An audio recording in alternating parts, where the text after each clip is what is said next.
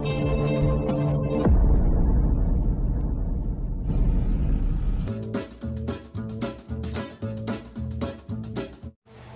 morning. Gusto ko lang i-share sa inyo how to cook kaleskes ng baka.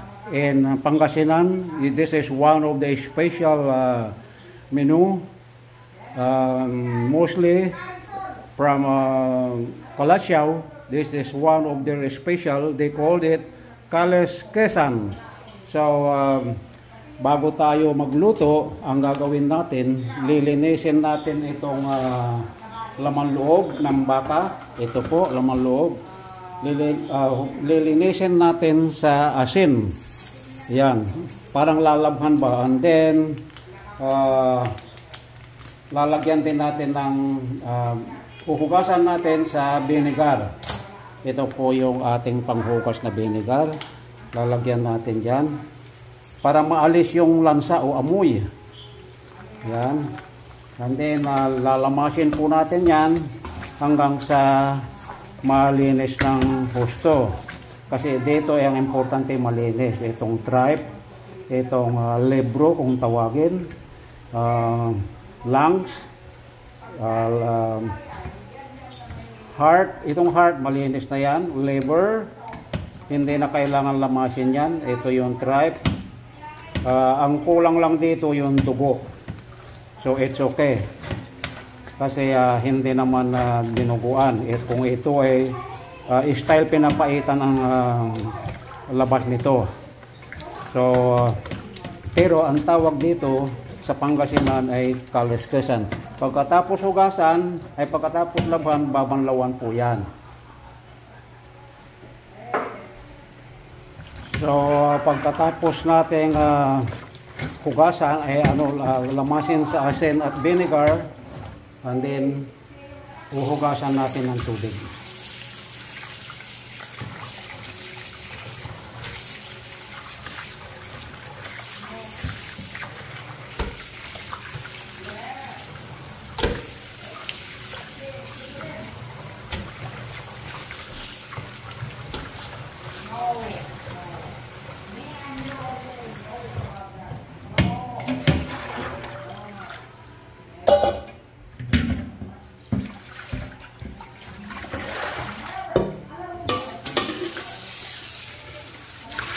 Hugasan natin ulit.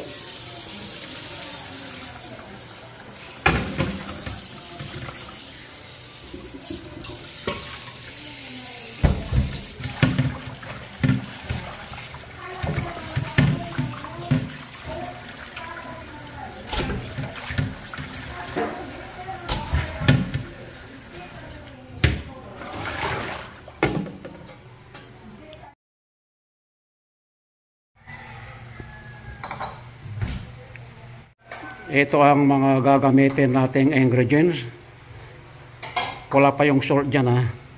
Yung balat ng luya, saka may konting laman, may sibuyas, bawang, tanglad, spring onion, kalamansi, hot pepper, patis, suka, at saka silver swan. Yung paminta wala pa dyan. So ang gawin natin, nilagay ko na yung mga luya rito. And then pakukuluan natin ng mga 5 minutes or more. Tutubigan natin. Ito ang tinatawag na blanching. Okay na yan. And then pakukuluan na natin. So ayan, kumulo na. So huhugasan pa rin natin yan.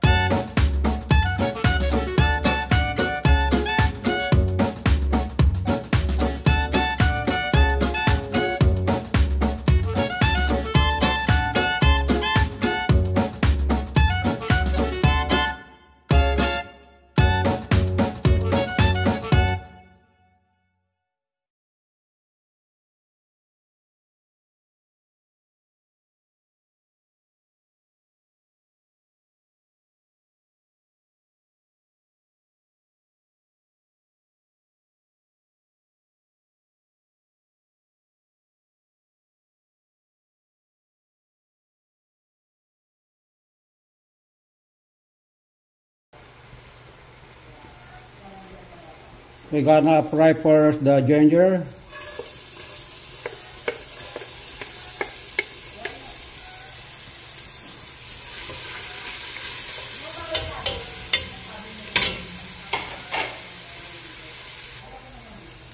Next is garlic.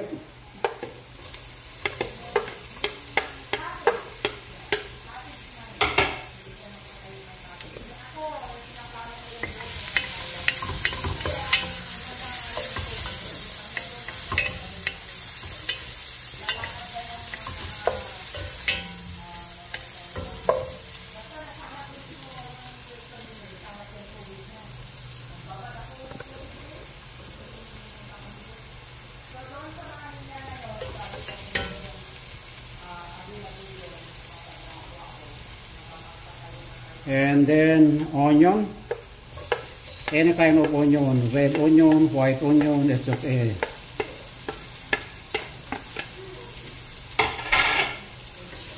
And let it cook for maybe 1 minute.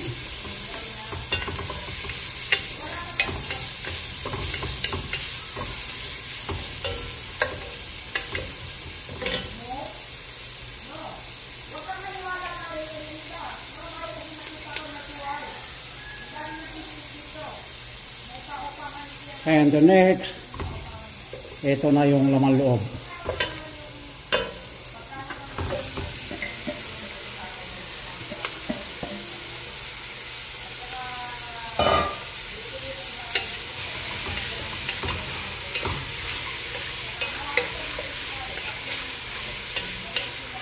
Ayan, halo-haloin lang.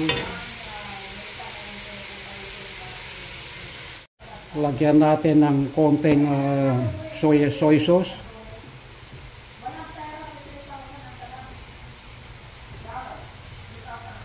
A bit more.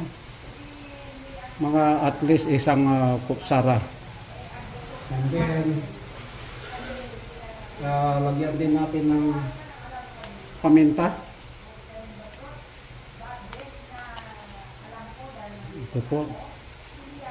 Mga dalawang kutsaritang ganito.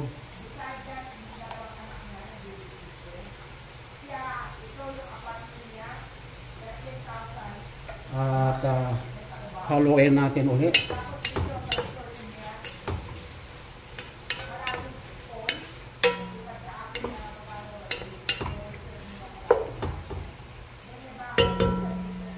Takpan natin ng couple minutes para masangkot sa yung ating ginisa.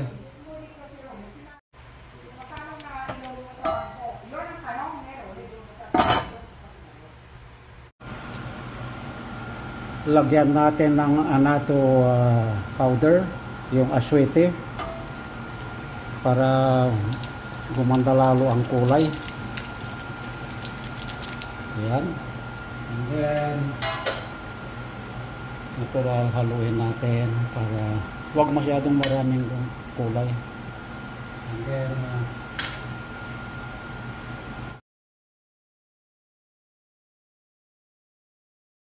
tigaan natin ng kalamansi.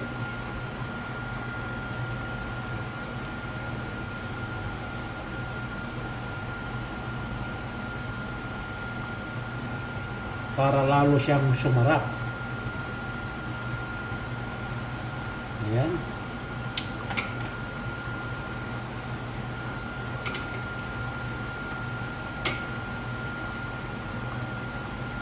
Tapos mayroon akong vinegar dito na nakababad sa sili. Ilalagay na natin. Konting vinegar lang. At pagkatapos takpan natin ulit. Pakuluan natin ng mga couple minutes. Ito nga pala tanglad. Hindi ako nagpapawala ng tanglad basta mga ganitong may sabaw.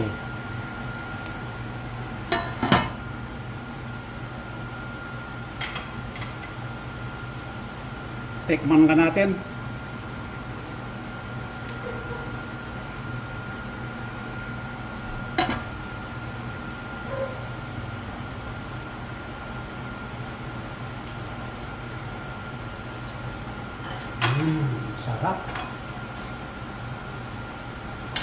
Dahil medyo matabang ng konti, budburan natin ng konting patis. Konti lang. Kasi kung kakain na at saka maglalagay ng patis. So, pakuluan natin ng mga 10 minutes.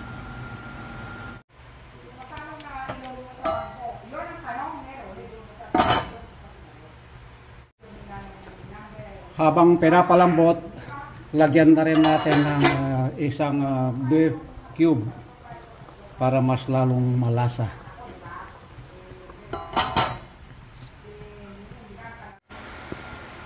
After 10 minutes, tignan natin. Kasi luto na yan.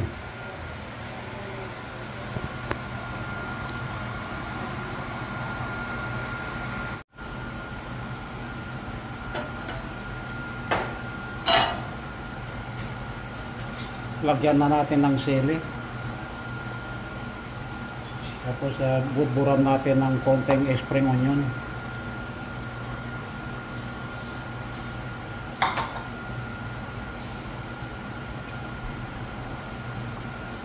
And then ilagay na rin natin itong liver.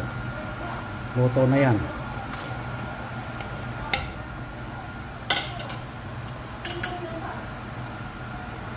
Ayan, haluin lang natin ng konti. Isang kulo lang, okay na po yan.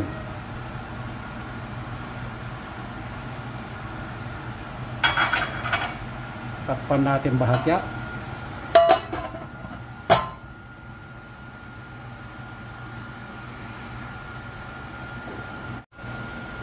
Ayan, luto na yan.